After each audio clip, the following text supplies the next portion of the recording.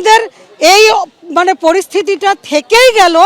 Fixed ভাতা বাড়ানোর ব্যাপারটা নিয়ে ওনারা কোনো ফলপ্রসূ সিদ্ধান্ত কিংবা সন্তোষজনক ওনারা কিন্তু আজকেও কিছু বলতে পারেননি।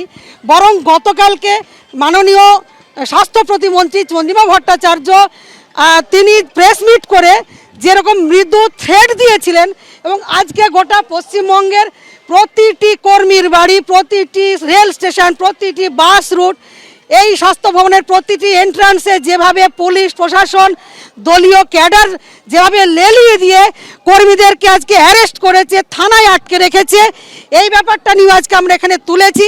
এখনও নিউ টাউন থানায় বহু কর্মীকে অ্যারেস্ট করে রেখে দিয়েছে। ফলে আমরা চেয়েছিলাম তিনি এই মিট করে হয়তো আমাদের কিছু সুখবর শোনাবেন, কিছু ভাতা বাড়াবেন, সেটা তিনি করেননি। আমরা সরকারকে উল্টে দেব সরকার যদি আমাদের কথা না করে। আমাদেরকে যেতে দিচ্ছে না, ওনাদের অর্ডার কপিটা আমরা দেখাতে চাইছি। আমরা এত দূর থেকে এসেছি, আমরা কোনো অসম্মানজনক কাজ করি না সারা, আমরা অসম্মানজনক কাজ করব না, সবাইকে সম্মান দিয়ে কথা বলি, সবারই সাথে চলবো।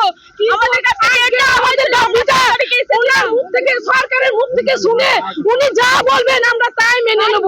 তাই আমাদের স্বাস্থ্য ভবন পর্যন্ত যাওয়ার জন্য আমরা অনুরোধ চাইছি আপনাদের কাছে।